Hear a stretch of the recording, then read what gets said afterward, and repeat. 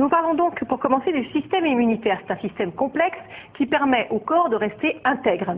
L'immunité, c'est la capacité de rejet de notre organisme, rejet d'intrus comme les microbes ou les toxiques ou même rejet d'organes. Étymologiquement, immunité vient du latin et signifie met à l'abri, d'où par exemple l'immunité diplomatique. En médecine, la notion d'immunité, vous la connaissez indirectement par l'intermédiaire des greffes. Le risque principal est en effet le rejet de l'organe greffé par le système immunitaire. Avant de vous décrire les différents modes d'action des défenses immunitaires, on va faire un petit point sur l'anatomie de ce système. Plusieurs organes, Marina, jouent un rôle important. Oui, avant tout la moelle osseuse qui va produire la majorité des cellules de défense immunitaire. Regardez ici où se situe la moelle osseuse. On vous rappelle que ce n'est pas dans les vertèbres, ça c'est la moelle épinière. La moelle osseuse, on la trouve à l'intérieur des os longs de notre corps. Elle se situe donc vraiment à l'intérieur et c'est elle qui produit les cellules essentielles. Ensuite, les défenses vont acquérir des spécificités au niveau du thymus. Le thymus, c'est une petite glande ici qui est derrière le sternum, au-dessus du cœur. La taille du thymus va diminuer progressivement à partir de la puberté et le thymus est minuscule chez l'adulte. La rate, organe très important aussi, qui produit donc des cellules de défense immunitaire. Et puis les ganglions lymphatiques sont toutes ces petites formations que vous voyez ici, mais également les amygdales font également partie de ce système. À partir de tous ces organes, les défenses immunitaires vont passer dans le sang où elles pourront agir. Explication avec Johanna Kenkin et Lydia Chauvron. Depuis près de 100 ans, immunologistes et biochimistes se passionnent pour le système immunitaire. Formidable moyen de défense, ce système met en jeu des milliers de cellules, capables à la fois de reconnaître et d'éliminer les agents étrangers. Il y a deux grands mécanismes de défense, l'immunité dite innée et celle qui est adaptative.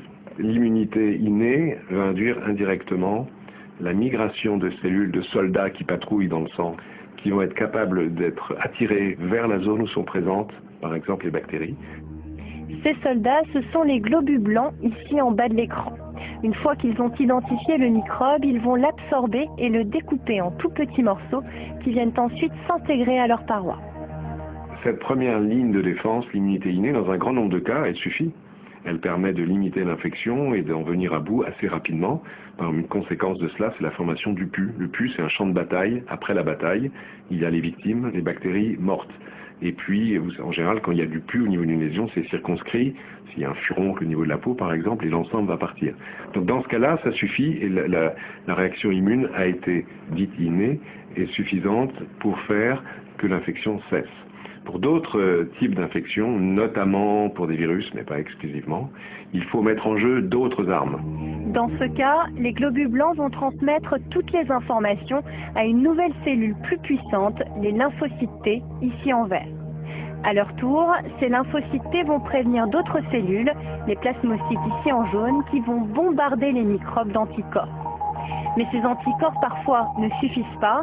Dans ce cas, les lymphocytes T possèdent une arme ultime, les cellules tueuses. Ces cellules en forme d'araignée permettent la plupart du temps l'élimination complète des microbes. La pièce centrale est constituée par les lymphocytes T, les lymphocytes T qui sont vraiment le chef d'orchestre de toute l'immunité dite spécifique. En termes de maladie, l'absence de ces cellules, l'absence des lymphocytes T n'est pas compatible avec la vie plus que quelques mois. Alors, ce système de défense peut se dérégler. Un exemple, il concerne plus de 30% des Français, ce sont les allergies.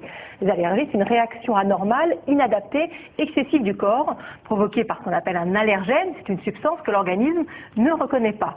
Ces substances sont normalement sans effet sur les personnes. Il s'agit des pollens, des aliments, des acariens, pour ne citer que les plus fréquents. Et l'origine de ces allergies n'est pas aujourd'hui totalement déterminée. Oui, plusieurs facteurs peuvent s'imbriquer ou s'intriquer, on dit aussi. On dit les deux, oui. Les uns aux autres. L'existence d'allergiques dans sa famille favorise le risque de développer cette affection. L'environnement dans lequel on évolue jouerait également un rôle. Autre exemple de défense immunitaire inadaptée, les maladies auto-immunes. Ces maladies sont en nette augmentation dans les pays développés. Les défenses immunitaires se retournent contre des composants de son propre corps.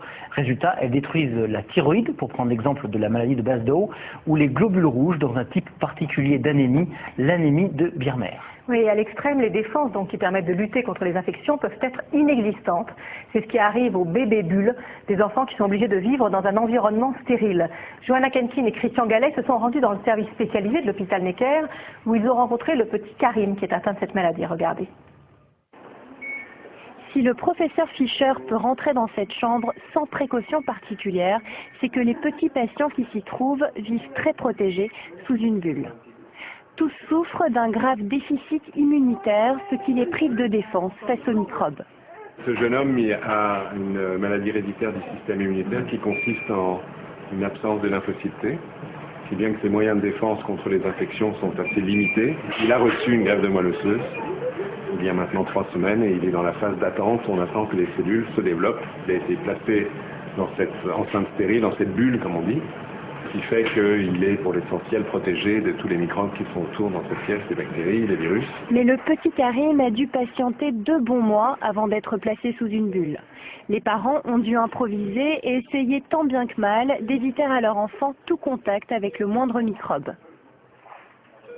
À la maison, on mettait les masques, même sa sœur aussi, on l'obligeait parfois à mettre le masque. Quand elle est malade, on la voit chez sa grand-mère, donc pour éviter qu'il attrape quoi que ce soit, parce que quand même, dans tel cas, ils sont fragiles. Et donc, on a demandé à tout le monde de ne pas venir le voir pendant ces 2 mois. Et on a réussi pendant 2 mois à le protéger. Les médecins ici étaient contents qu'il est arrivé en bon état, parce que s'il attrapait quoi que ce soit, il faut le traitement avant la greffe, et donc ça, c'est pas évident, parce que ça devient plus lent. À peine hospitalisé, Karim a donc pu bénéficier tout de suite d'une greffe de moelle osseuse prélevée le jour même chez son père. Par simple transfusion, le petit Karim a reçu les cellules immunitaires indispensables à sa guérison. Une fois que les cellules ont été injectées par voie intraveineuse, ces cellules regagnent la moelle osseuse. Et à partir de là, progressivement, elles vont se mettre, on l'espère, à se diviser et à donner naissance aux différents types de globules, rouges et blancs, mais surtout ce qui est le plus important pour lui, ce sont les cellules qui lui manquent, c'est-à-dire les globules blancs qu'on appelle les lymphocytes T. Malheureusement, ça prend du temps. Il faut à peu près 3 mois, il faut de la patience, pour que ces cellules apparaissent et soient en nombre suffisant pour le protéger. Dans plus de 8 cas sur 10, ces greffes de moelle osseuse permettent la guérison. Une fois son système immunitaire reconstitué, Karim pourra sortir de sa bulle et retrouver une vie normale au contact de sa famille. Voilà, ces maladies sont jusqu'à maintenant donc essentiellement traitées par ces greffes de moelle osseuse, mais les résultats sont quand même incertains en l'absence de donneurs compatibles. Le docteur Fischer et son équipe que vous venez de voir ont mis au point des essais de traitement par thérapie génique. Il s'agit d'apporter au patient le gène dont il est déficient, impliqué dans la régulation du système immunitaire. Cela représente un grand espoir dans le traitement de ces maladies immunitaires.